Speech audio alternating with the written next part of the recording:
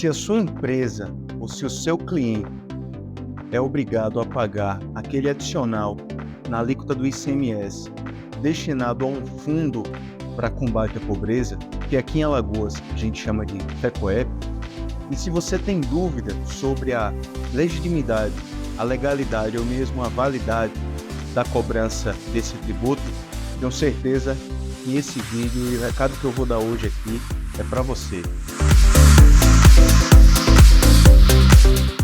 A nossa Constituição Federal de 88 autoriza que os estados criem por meio de lei esse tributo, esse adicional na alíquota do ICMS destinado ao combate à pobreza. E, para tanto, eles devem criar um fundo específico, que aqui em Alagoas a gente chama de FECOEP, e o produto da arrecadação desse tributo tem que ir para esse fundo.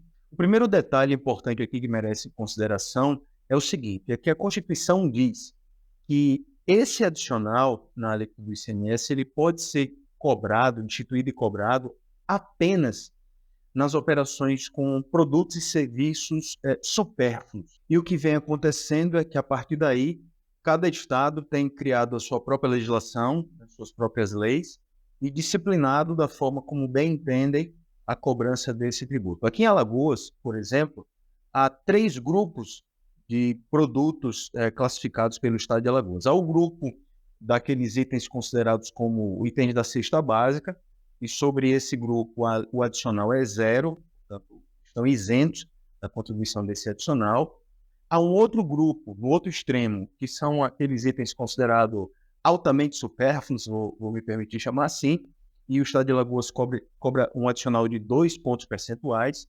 E no meio desses 2 grupos há um terceiro grupo, que é o grupo geral, ou seja, todo o resto, por exclusão, o Estado de Alagoas exige o adicional de 1%. Então, a conclusão que se chega é que o Estado de Alagoas considera um determinado grupo de produtos e serviços como não supérfluos, um segundo grupo como supérfluos e um terceiro grupo como muito supérfluo. A minha opinião particular é que a cobrança desse adicional ela é completamente equivocada, indevida e eu diria até inconstitucional. Ela afronta a nossa Constituição Federal de 88. E eu explico. Primeiro porque no artigo 146, a nossa Constituição determina que cabe à lei complementar, e somente a ela, disciplinar as chamadas limitações ao poder de tributar. Tudo aquilo que restringe o poder estatal de tributar. E aqui, nesse caso, o que a gente tem é exatamente uma hipótese de limitação. A Constituição autoriza a tributação,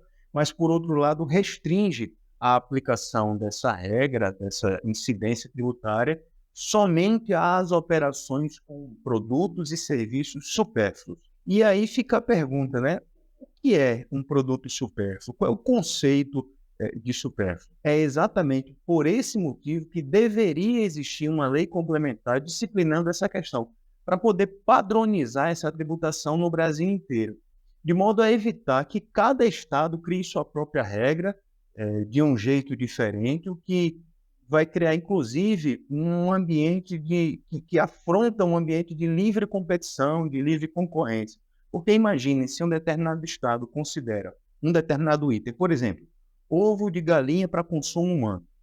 Se algum estado considera esse item um item essencial e não cobra, não exige o adicional, e do outro lado, um outro estado, como é o caso de Alagoas, entende que ovo de galinha para consumo humano é um produto supérfluo e, portanto, exige o adicional, a gente tem aí um problema de livre concorrência, que afronta a livre concorrência, já que num estado a operação não vai ser tributada e no outro estado, sim, como é o caso aqui em Alagoas, a operação será tributada. Se existisse uma lei complementar padronizando essa tributação, esse problema, por exemplo, não existiria. Um segundo ponto extremamente preocupante é a destinação desse recurso. A Constituição diz expressamente que o produto da arrecadação desse adicional ele deve ser utilizado apenas no combate à pobreza. Mas, mais uma vez, fica aqui a pergunta, o que seriam providências destinadas a combater a pobreza? A construção de rodovias atenderia a essa finalidade? A construção de hospitais, escolas, atenderia a essa finalidade, a esse objetivo? E essa é uma questão controversa. Certamente uns vão dizer que sim, outros vão dizer que não. Então, os estados deveriam dar mais transparência à aplicação desse recurso para que a sociedade pudesse verificar e avaliar se ele está sendo corretamente aplicado. Até porque, se ele não estivesse sendo aplicado nessa finalidade específica, há de se questionar sobre a legitimidade e a validade da sua cobrança. O dispositivo da Constituição que autoriza a cobrança desse adicional, na sua redação original, ele estabelecia que o conceito de produtos supérfluos e serviços supérfluos deveria ser tratado através de uma lei federal. Posteriormente, por meio de uma emenda constitucional, esse dispositivo ele foi alterado e essa regra ela foi suprimida do texto constitucional. Portanto, não há mais na Constituição a exigência de que o conceito de produtos e serviços supérfluos seja tratado em uma lei federal. Isso leva alguns a concluir, equivocadamente, a meu ver, no sentido de que não existe mais a necessidade de uma lei que padronize esse conceito e, portanto, cada estado poderia, aí sim, estabelecer livremente na sua legislação local o conceito e quais seriam, portanto, os produtos e serviços supérfluos sujeitos a essa tributação. Aqui a gente precisa fazer a distinção, né, entre lei complementar, lei nacional e lei federal. O artigo 146 da Constituição atribui o papel de regular as limitações constitucionais ao poder tributar à legislação complementar, que é uma lei nacional que deve ser seguida por todos os entes políticos, União, Estado, municípios e o Distrito Federal. Por isso é chamada, é considerado como uma norma geral. Geral porque todos os entes são obrigados a cumprir o que determina a lei complementar. Então, a meu ver, aquele dispositivo que remetia a uma lei federal o papel de disciplinar o que seriam produtos e serviços supérfluos, aquele dispositivo é que era equivocado. Então, com a emenda constitucional, e uma vez que esse dispositivo ele foi retirado da Constituição, a meu ver, foi corrigido um equívoco conceitual que existia ali, atribuindo uma tarefa à lei federal. Não é a lei federal, e sim a legislação complementar, como norma geral que é a ela que cabe a tarefa de conceituar ou de listar quais seriam os produtos e serviços supérfluos. O fato é que essa controvérsia jurídica ela já foi submetida ao Poder Judiciário, ela continua sendo submetida ao Poder Judiciário, para que ele, Poder Judiciário, né, que tem a última palavra sobre a validade das normas jurídicas, para que ele, Poder Judiciário, portanto, decida se a legislação de cada estado é ou não é válida, é ou não é legítima, é ou não é constitucional. Aqui em Alagoas, o nosso Tribunal de Justiça já decidiu, por exemplo, no caso de combustíveis, né, que esse adicional na alíquota do ICMS não poderia ser cobrado, porque o combustível não seria um item supérfluo.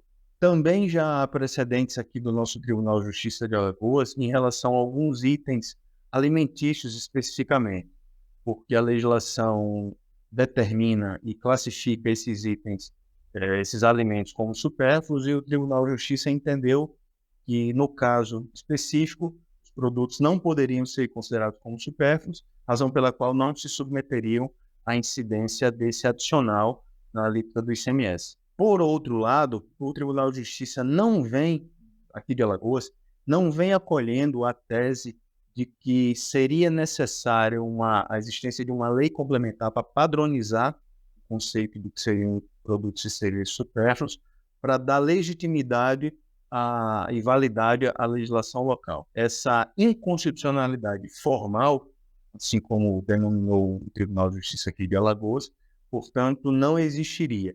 E esse tema certamente será submetido ao Supremo Tribunal Federal, que dará a última palavra sobre essa controvérsia. Eu também tenho conhecimento de precedentes de alguns outros estados, de tribunais de justiça estaduais, né, em alguns outros estados, que também ou vêm acolhendo a tese da inconstitucionalidade formal ou a tese da inconstitucionalidade material, né, no caso de um determinado produto não ser considerado supérfluo, o que afastaria a cobrança desse tributo, desse adicional na alíquota do ICMS. Eu, particularmente, venho recomendando a judicialização dessa questão, porque entendo que a cobrança desse tributo não é legítima, não é válida, ela afronta o ordenamento jurídico, afronta a nossa Constituição, mas ciente e esclarecendo aos clientes que só o Poder Judiciário, né, é que dará a última palavra sobre essa questão.